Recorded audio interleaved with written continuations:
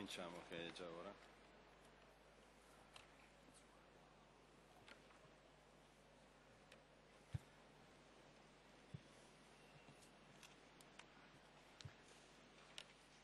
Buongiorno a tutti, benvenuti a questo. Good morning, everybody, and welcome to this meeting, which is titled Which Good from Science?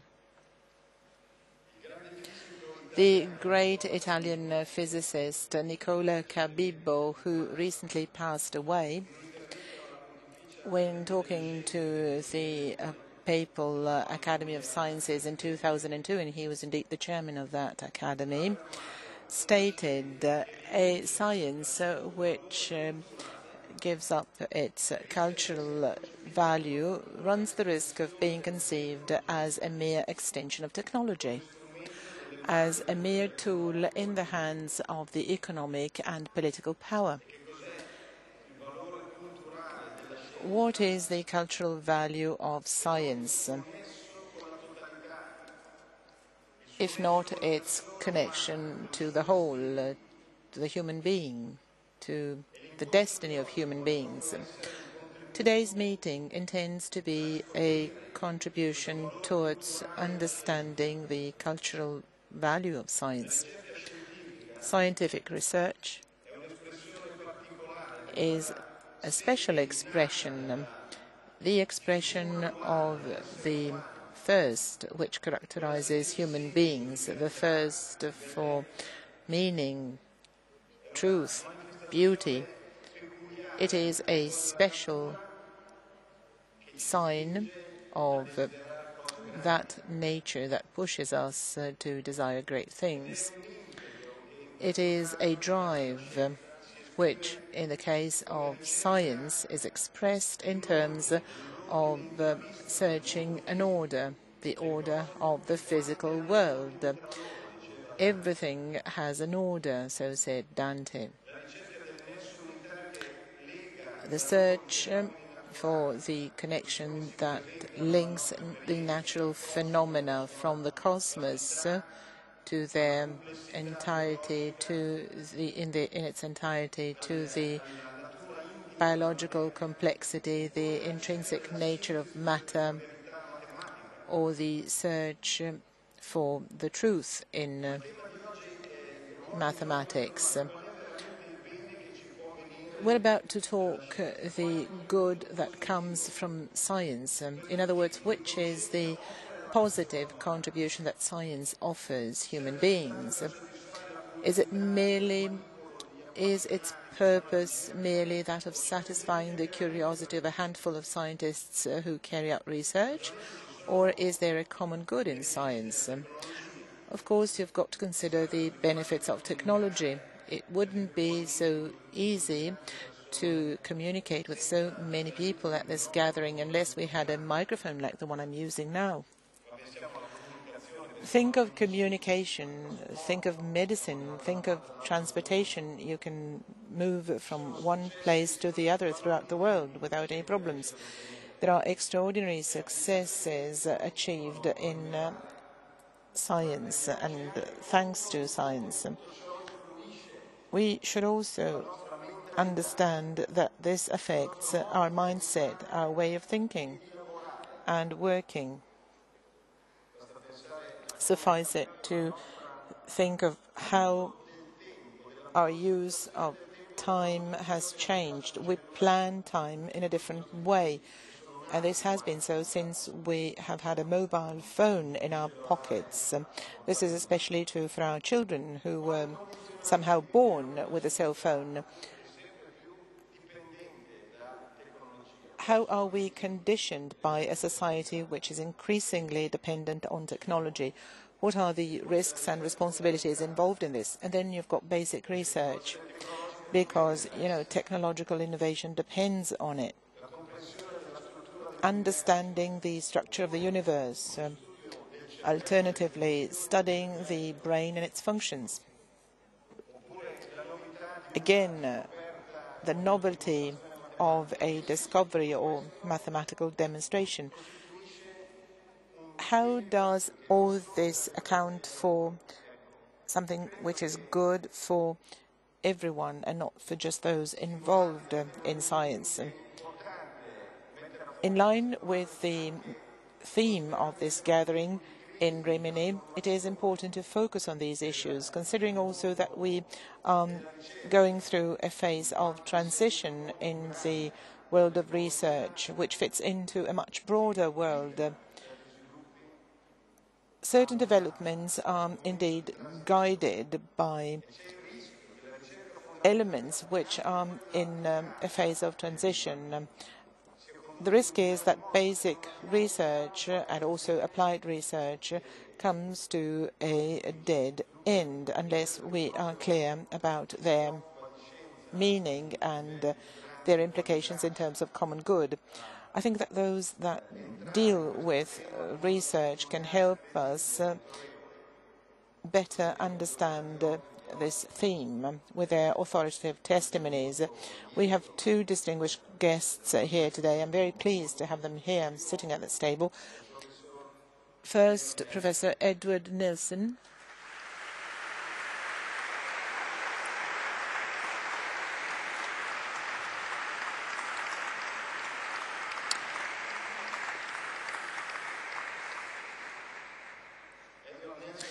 Professor Nelson is a professor of mathematics at the prestigious University of Princeton, where he has taught for more than 5 decades.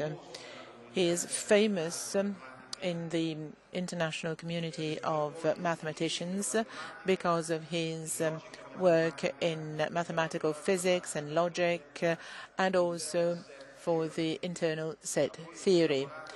He then worked at the University of Chicago. He was a member of the Institute for Advanced Studies, and he is a member of the National Academy of Science.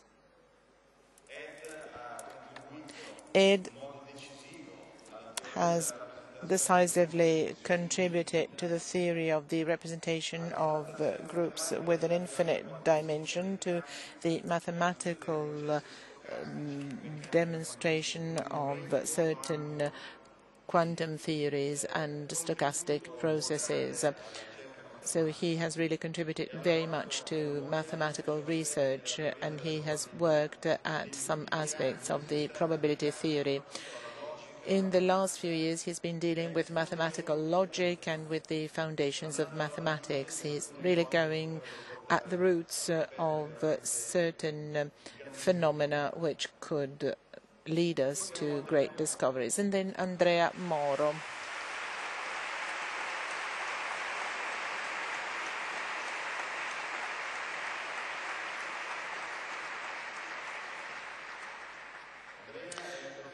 Professor Moro is a teacher in general linguistics and director of the cognitive neurosciences program at the University Vita Salute San Raffaele in Milan. He's Italian, but his background is largely international. He is a visiting science at the MIT. He has held lectures and courses both in the US and in Europe. His main research fields are the theoretical syntax and neurolinguistics. Among his basic contributions is the discovery that some properties in universal grammar, such as the syntactic recursions, are linked to precise neurophysiological structures in the human brain. It's a fascinating field. Little by little, I came to know this field thanks to him. He's also the author of many textbooks that are interesting. Let me quote just the latest of his books, Short History of the Verb to Be. It was presented yesterday here at the meeting in Rimini. As you can appreciate, these speakers are both distinguished speakers, though with different backgrounds, but above all, they are friends of ours. They've both come back to the meeting, to this gathering in Rimini. Ed was here in 2006, Andrea in 2008. He was also in San Marino for another conference in that same year. And since then, friendship developed with both of them, and I'm profoundly grateful to them for this friendship. To me, they are an example of the meeting, of this meeting in Rimini, of what it can do. It can help build history among individuals who are passionate for seeking the truth. Today's meeting is indeed a testimony of theirs. I will ask them some questions and they will answer. Let me start straight away with the first question. They will answer in turn. The first question is, how would you describe, on account of your experience, how would you describe the value that science and mathematics offer human beings, the man in the street, people who are not involved in research? Is it only something that comes from technological applications or not? And what is the contribution of scientific training to the education of the individual, especially at school? Thank you. You know, when you made reference to the fact that we have become friends, I really felt moved. I was already moved by the fact that I was in front of such a big audience and invited here. First of all, a trivial observation, if you like. Science is a powerful method to discover reality, yet it is simply a method.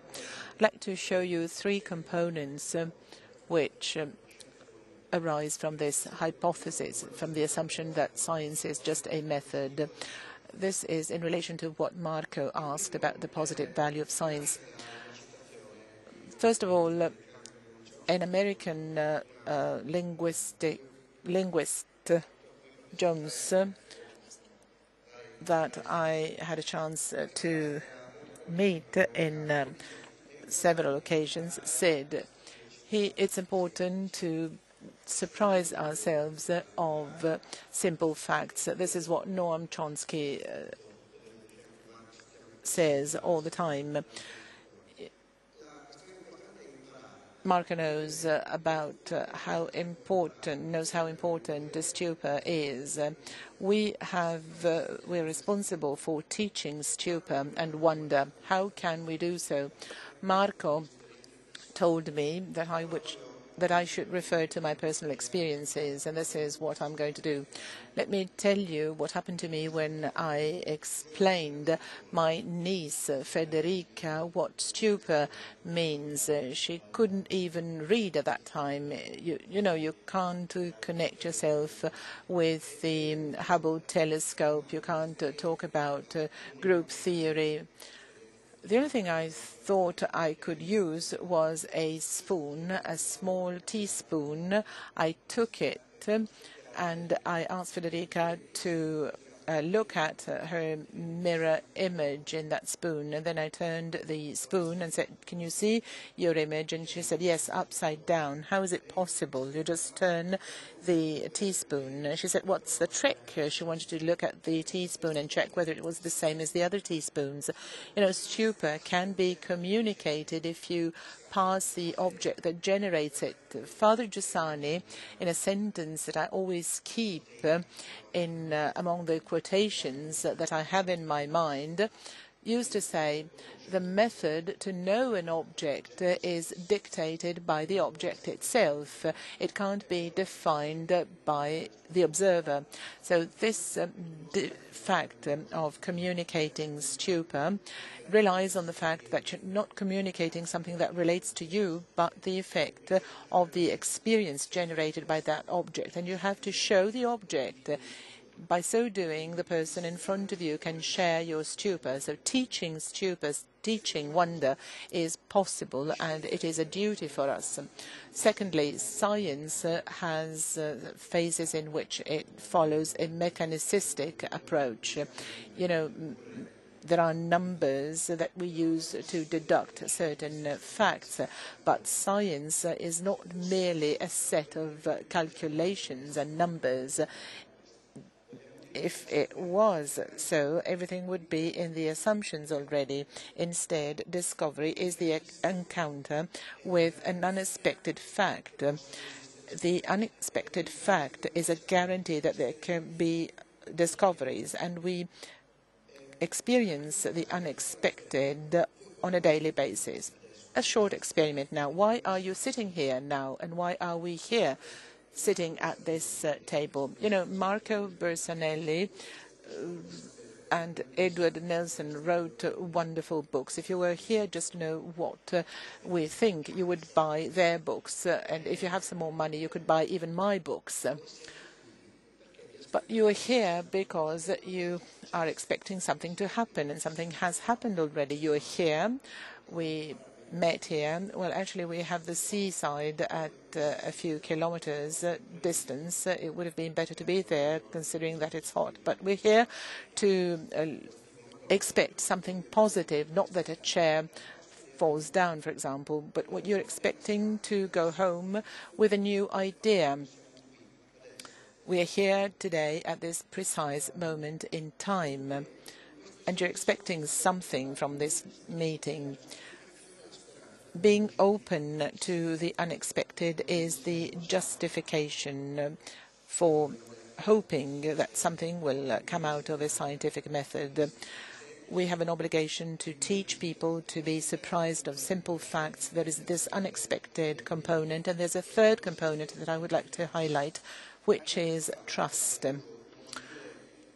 My style, my approach is a bit special. I'm not a great inventor. I can steal very well from the others, and I can draw inspiration from the others very well. I'm saying this because the quotation I'm going to make will be clear about this. If you open your lab in the morning, either a biology or a physics lab, you don't write science from scratch. When you do science, you have to rely on what the others have said before. You can't remake science. It's not physiologically possible. You know, in the religious sense, which was a mine of observations in this respect, it is said that if the only reason was in the immediate evidence or personally demonstrated evidence, man would no longer be able to proceed, because everyone should redo everything from scratch. We would be very primitive. So in order to do something in the scientific field, you have to rely on what the others have done before you. You have to trust them. The quality in this, the quality of the scientific method is not different from the quality that we apply to human relations. Let me answer the question asked by Marco. If science is not seen as an answer to reality, as being open to the unexpected, as openness to cooperation, then science stops being a method and becomes the substance of an ideology.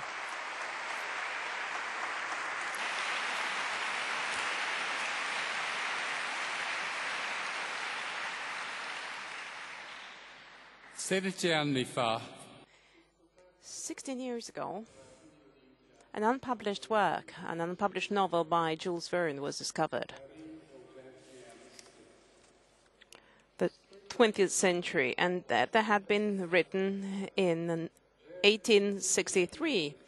Verne would depict the life in France under Napoleon V. And the title of the book was Paris in the 20th Century, and citizens would live in skyscrapers with air conditioning. They drive cars, they have electricity, and they use the telefax to communicate. And this had been written in 1863. Universal peace had been achieved, but then the novel is gloomy. As a matter of fact, the gloomiest work by Verne ever. And this is why the publisher had rejected the publication of the same. So this is a nightmare, as it were, by Verne, whereby all the values are of an economic nature or commercial or technological nature. The work by Balzac and Hugo are totally forgotten and suppressed. Those wishing to become writers or musicians get humiliated and get no job. Well, Jules Verne would be very much the last to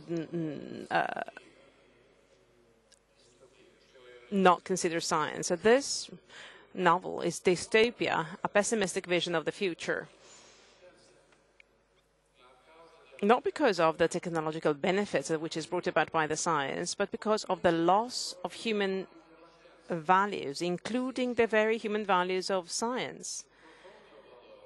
Indeed, there's much more than that in science. The deep human value of the discovery, the deep human value in discovering, in trying to understand the nature of the world we live in, to try and understand a bit of the human nature. The role of science in training those who are not going to become scientists should teach and celebrate these very values. And this is what science should be in the field of the humanities, for the training of those who are not going to become scientists. There is an additional role that the science may play, and that is important for all citizens alike. Indeed, all citizens should learn to make a distinction between science and pseudoscience. You cannot be expert in all the subjects possible to reply to the question, is electromagnetism dangerous to the brain? Or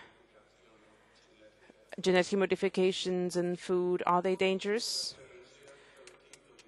What is the treatment for some kind of cancer?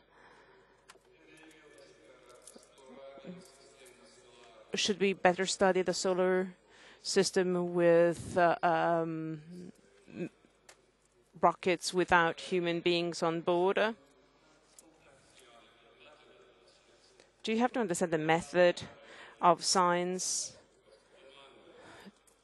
to know the answer to these questions, and to make a distinction between what is rational and what is not rational, but just based on emotion or the vested interest of some parties? You have to understand some of the methods to assess the probability of a certain result.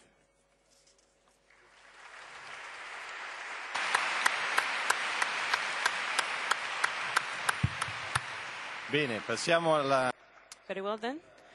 We're now going to move to the second question.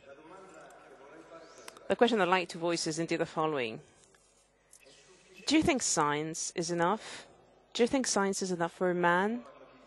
Again, Nicola Cabibbo, in an interview he released in 2005, said, science is incapable to provide answers to ultimate questions as to why things exist and what is their purpose. St. Augustine, the Pope quoted, that was not held at the Sapienza University. So St. Augustine used to say, mere knowing makes you sad. How can you comment this statement based on your personal experience and based on your scientific background?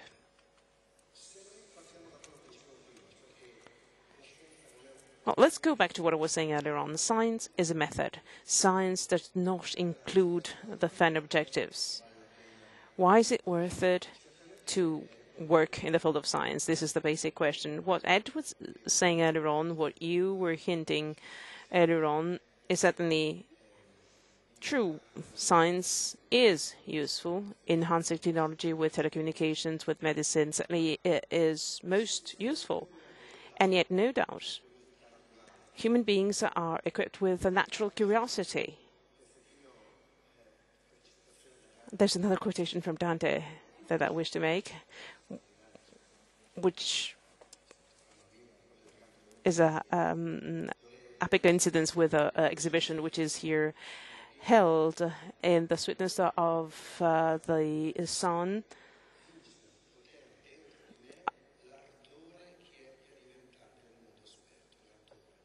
I followed the fire that made me want to know things. So we have this fire burning in us. We have this strong desire, but this is not a loss of time. It could very well be a loss of time. It could be just about a blind passion. So my point of view, my experience, tells me that I am faced with some sort of brain game whenever I exclude myself from the field of research. So if I don't make the method adjusted to my ultimate question, will science become something that fills me up some stage? And this is true just because I feel affection for myself, and I have the right and the strong desire to know why I'm here, where I was brought to the world, and how I can realize my own happiness. Obviously, you could also refer to another counter quotation. Why would you be more happy if you study equations? Well, because if you believe you should want to spend your life to do that, well, then the assumption you make is that the way you want to understand the reality corresponds to the world, and this in itself is a positive element, is a positive contribution to life. There's a mythical representation of the drive to get to know oneself, which I believe we should dwell upon. Sophocles, and you're all familiar with the story of Oedipus' king. You know, at one stage, Oedipus, while he's trying to understand who is to be held guilty for the Black Death, for the plague, he said, "Come what it may, I want to understand where I come from, even if I come from humble origins. If I come from humble origins, well, I cannot change that. But why shouldn't I try and get to know it anyway?" Well, you see, the quest of Oedipus is the search for the culprit, and he focused the research on himself. So if we do not consider ourselves in our research, basically, we arrive at some sort of nihilism.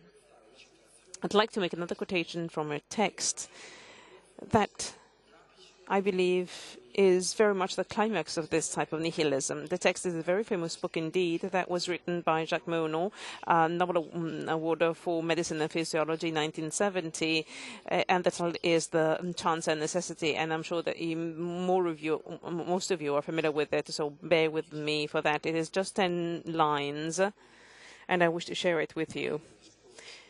So at the end of what he was writing on genetic mutation, on the way DNA got formed, well, this is the conclusion whereby the research of authenticity brings us with, necessarily. This is what he says.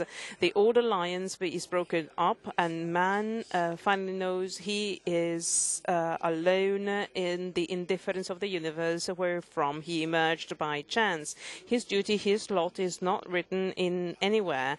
He may choose between heaven and darkness, and I share just the last sentence. Certainly, I don't want darkness. I don't want to understand that I am alone in the universe of indifference.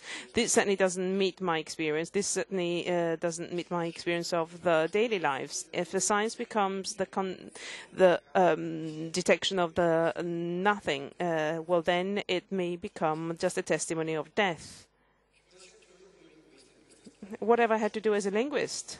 in that. What can I tell you about my past experience as a linguist? Well, again, I am just a crumble in the whole history of linguistics. You know that this started in the 4th century before Christ, so my contributions are just very limited and marginal. And yet, over the 50s, we witnessed the emergence of a dramatic change that was totally unexpected. In the mid-50s, the US, as well as part of Europe, had piled up a lot of information in the treatment or processing of secret codes and codes in general. This knowledge is not wasted into making machines translating from one language to the other. Parallel, a scholar that was working at MIT and Boston, wrote this sentence which bears witness to the atmosphere that was to be shared during those years. In the lab, and he was referring to a lab of electronics at MIT, there was the generalized feeling that thanks to the new knowledge of cybernetics and with the new information technology, we had arrived at the latest culvert leading us to the general understanding of communication between animals and machines. So basically, the idea was that we just needed just little details, and then, you know, the American always wanted, for example, some kind of machinery that would translate Pravda into English without the need for interpreters. This was the final objective. At one stage, something happened. This young linguist, Noam Chomsky, as I was saying, looks at the mathematical structures that were Markovian chains, and he tries and see whether natural languages would adjust to that. And this was not the case. Natural languages, indeed, has some kind of property that doesn't make them suited to these tools. Well, this property, surprisingly so, was something that Descartes had already identified and that for some reason hadn't been tackled because he didn't have the mathematical tools that were suited to that. And that was the capacity of building infinite structures, repeating grammar rules as applied to themselves. I'd like to go 2 examples there. I could say, for example, John runs, or a friend of John's runs, or the brother of John's friend runs. I don't know whether you have more time to waste, but I could go on forever. Anyway, you may very well understand I could go on forever. And there's something that syntax shares with mathematics and perhaps music, but I wouldn't touch music now as a subject. You know, as a young child, I would try to always look for the greatest number. And, you know, you can never find the greatest number. So mathematics has the idea of success because you can never find the greatest number. And you never have the longest sentence. As human beings, we have this possibility to repeat rules, to repeat sentences so as to have endless sentences.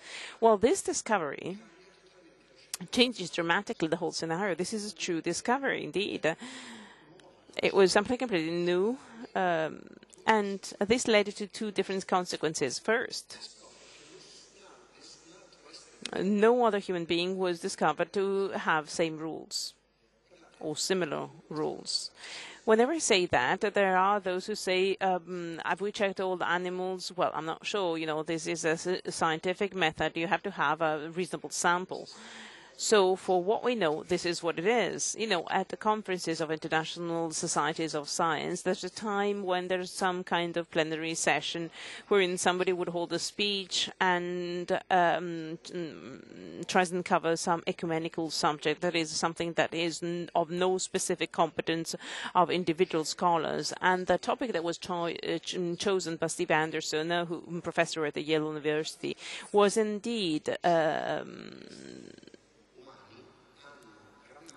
tackling the fact that it's only human beings that have grammars that may handle the situation in an endless manner. Look at what happens in the head of a linguist. And again, this is Noam Chomsky, who lied at the origin. He was an agnostic, by the way. And he concluded a famous criticism of a book stating the following: the fact that all normal children, and here children are considered in linguistics. If you look at the book of the 19th century, no comparative German linguist would ever quote children.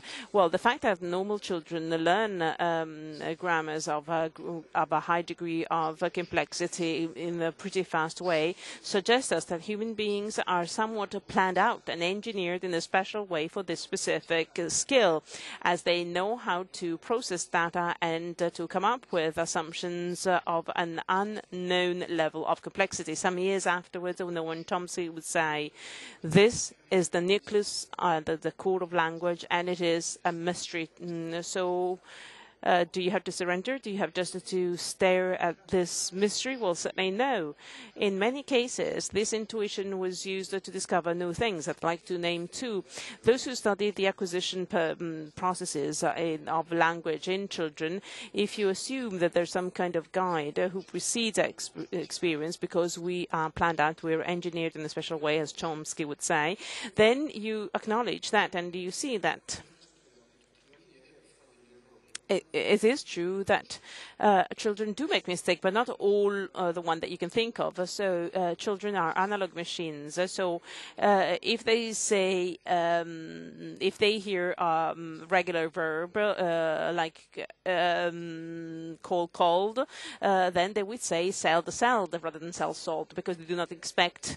But nobody placed the article before or after the noun, so they wouldn't say end the. These mistakes are never made.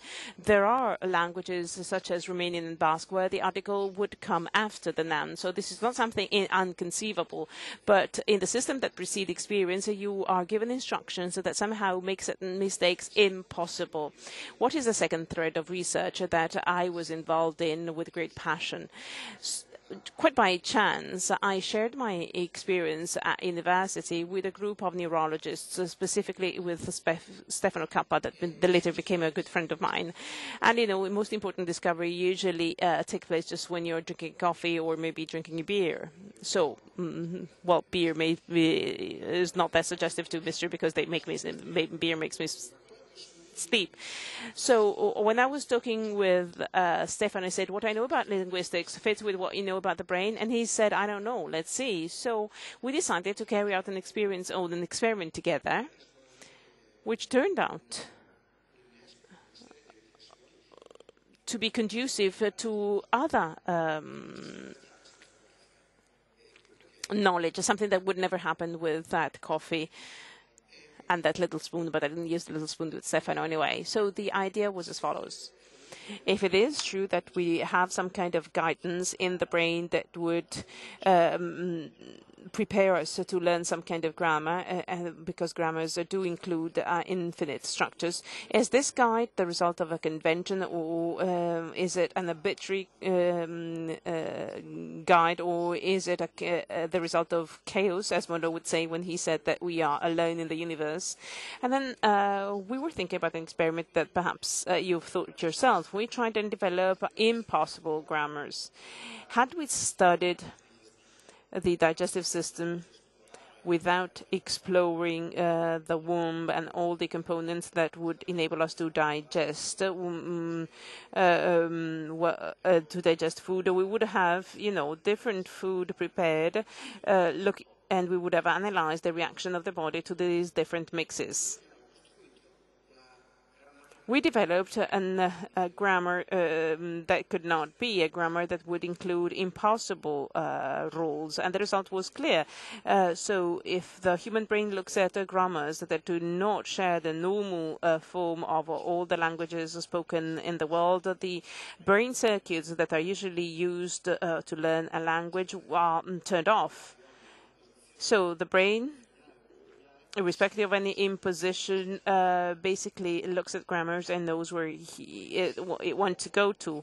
Well, this perhaps is too little when faced with the complexity of the language itself, to set these very fine limits, these fine borders or distinction mark.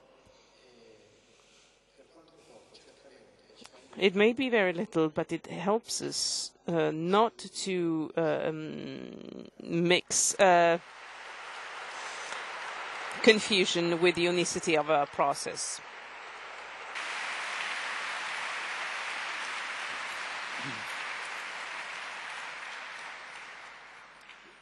Secondo me, well, the first thing I wish to say is that science itself is much more than just wisdom. We are indeed scientists. Let's wonder whether mere knowledge makes us sad and test it. Well, I found an oracle that knows all the solutions to open issues in science. Here it is.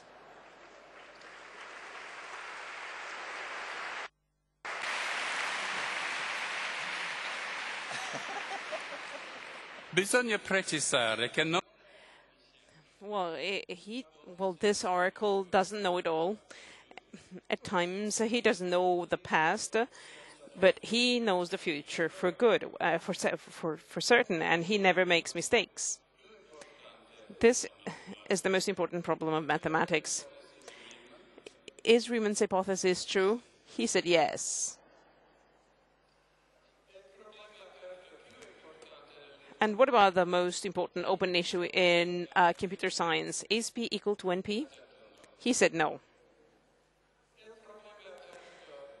The most important open issue in physics, high-energy physics, would be, does the Higgs boson exist? Are you sure? He said no.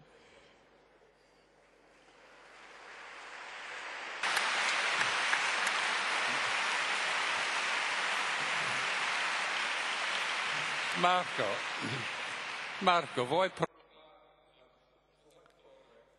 Marco, do you have questions on cosmology? And you may get the answer either yes or no. Do we have B modes in the polarization of C and B? He said no. Andrea, do you have any other question? A question perhaps on the relationship between linguistics and neurosciences? Can you talk? He said yes.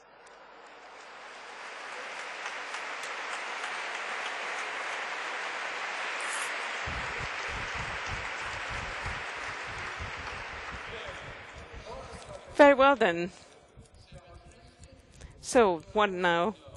We know. Are we sad? Well, maybe not. But we're not happy with what we know anyway. We don't feel satisfied. Perhaps there are a few of you that are not, that are a bit skeptic, and perhaps you don't think that this teddy bear is actually an oracle.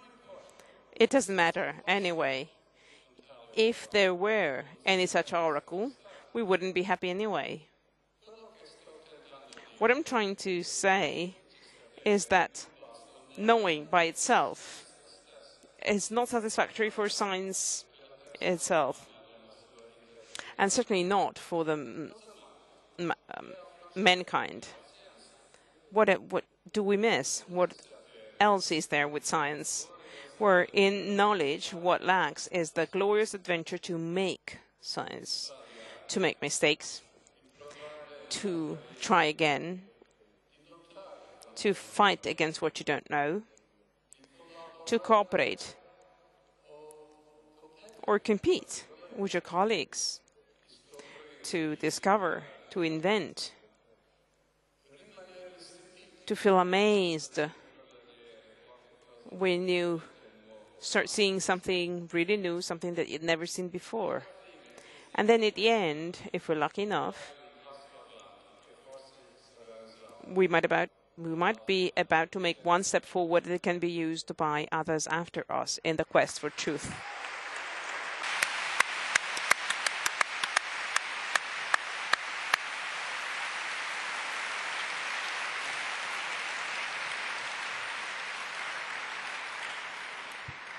Veniamo all'ultima domanda nel tempo che ci resta, quindi cerchiamo di essere magari... There's little time ahead, so let's try and be brief. I have another question. Our common mentality maintains that the only reliable way to know is scientific mathematical demonstration.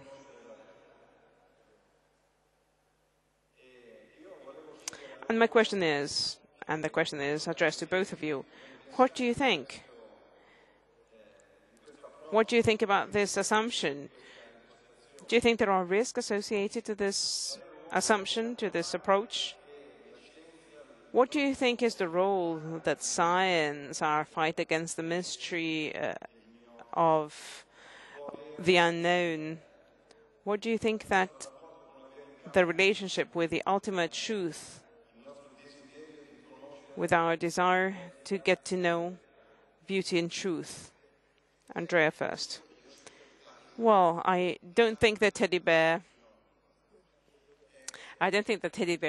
can speak, so I'll have him in my backpack speak. No, I'm joking. No, there are two little things I'd like to say. As for beauty, well, this is something that I would tackle later on.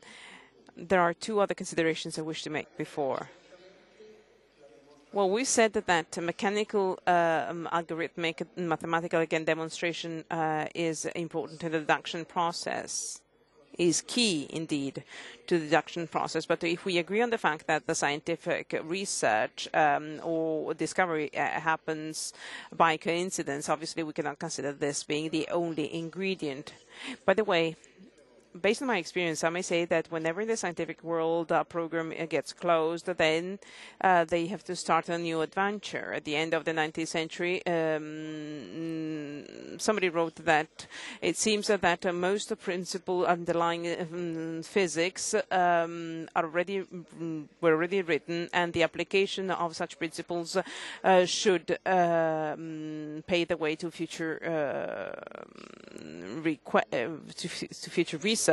Well, this is an untruth. So just a few years after that, physics had to tackle two important revolutions, two main revolutions, that of quantistic mechanics. And the same happened when people try to say that human language was similar to an algorithm that could be used to program some machinery. So this is an untrue as well. But there is another more subtle element on which I feel pretty unsure, and yet I want to share it with you all the same.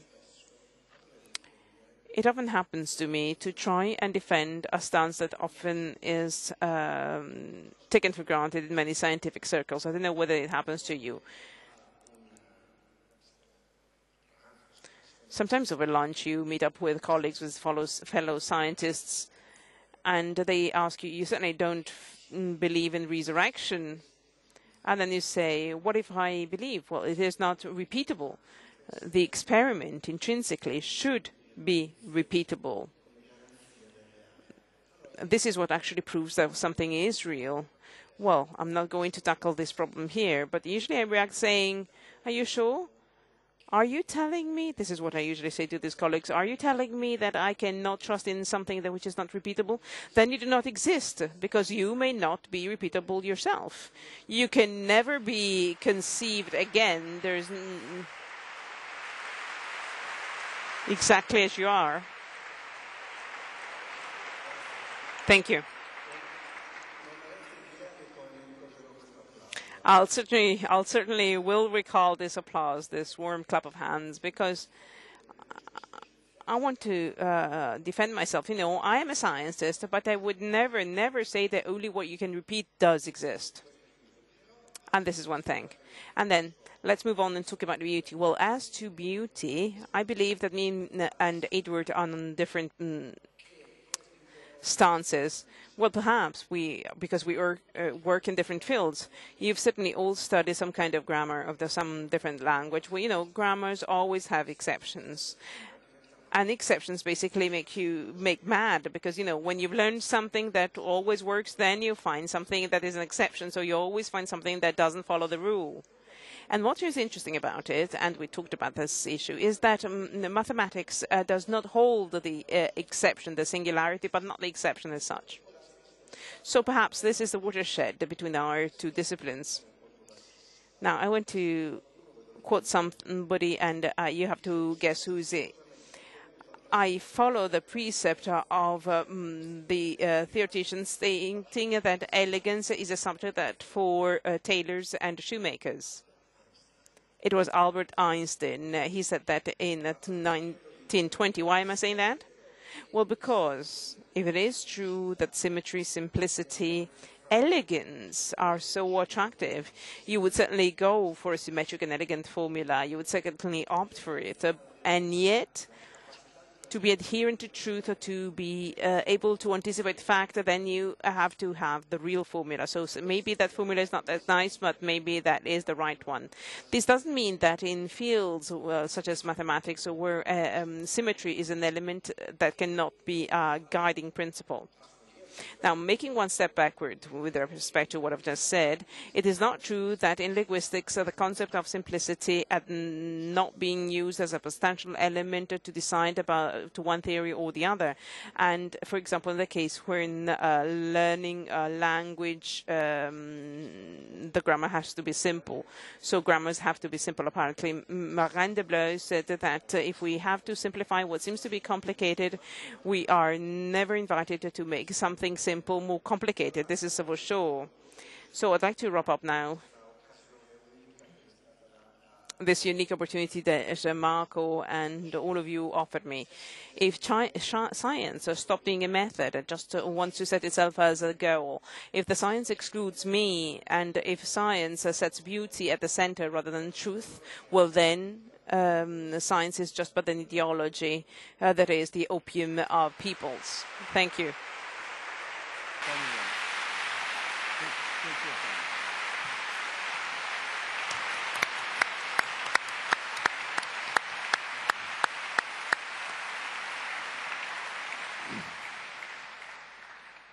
La scienza deve essere Well, science has to be rational.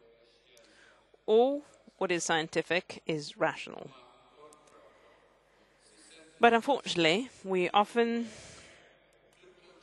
hear people say that all what is rational is scientific. And this is an elementary mistake in logics. And it would be funny unless it was a widely shared opinion amongst the very smart people.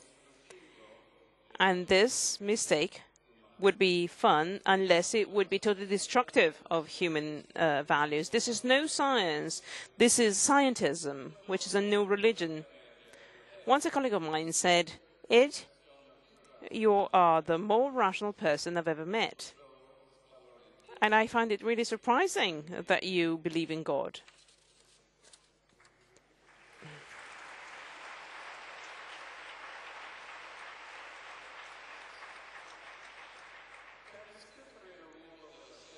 To debate the role of science and mathematics in the human quest for ultimate truth, I believe we should make a distinction between science and mathematics.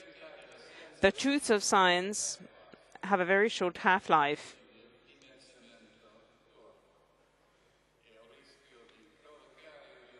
And I might be a bit provocative now, and with my dear friend Marco. This is especially true with cosmology, which apparently seems to change the path every decade.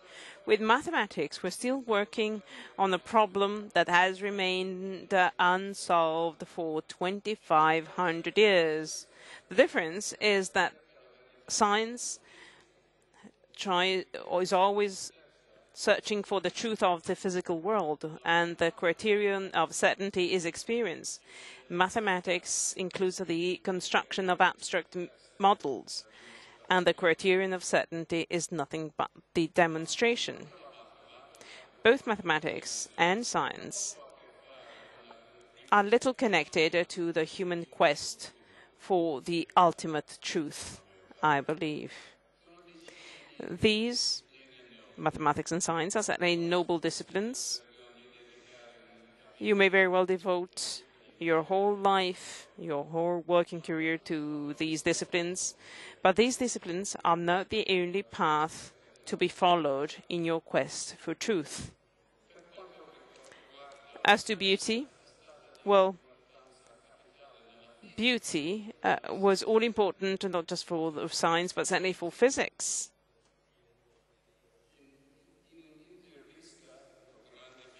In an interview, physicists who was asked about his work when people were asking him whether he was guided by beauty in his work, and he said, yes, absolutely.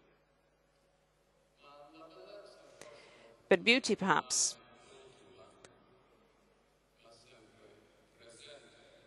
is always present, despite being the ultimate objective. William Blake wrote, "And a heaven in a wild flower. Hold infinity in the palm of your hand and eternity in an hour. Vedere un mondo in un granello di sabbia e un cielo in un fiore selvatico.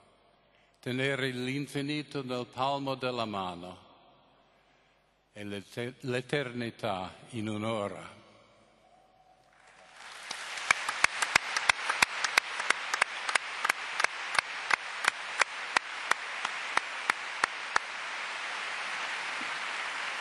Grazie, grande.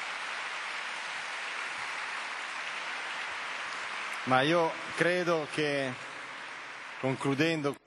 Well, to conclude this beautiful meeting with Ed and Andrea, who had not met each other earlier, and as you see now, they started a relationship while they were getting ready for this meeting again.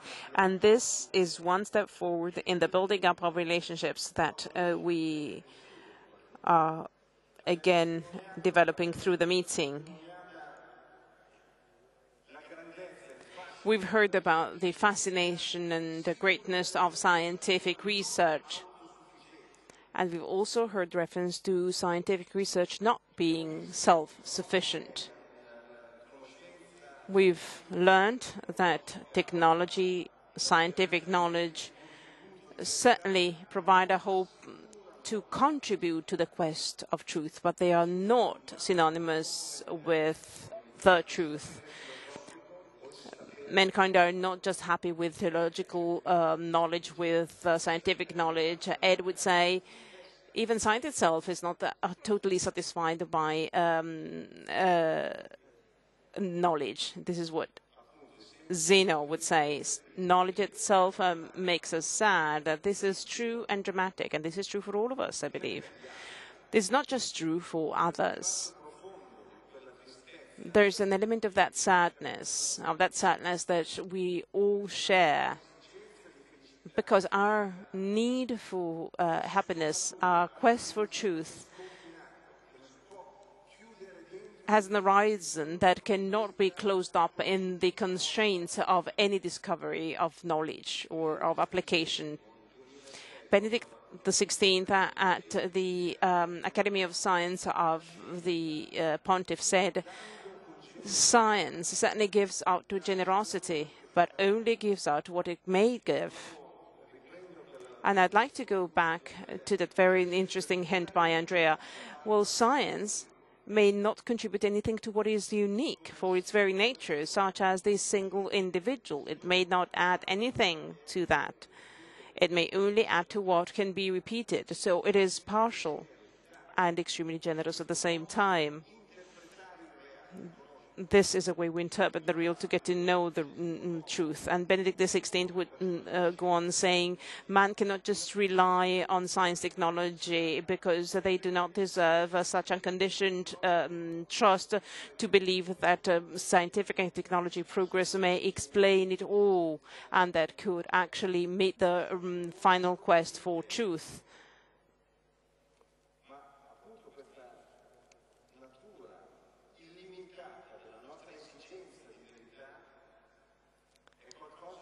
This quest for truth is a main feature.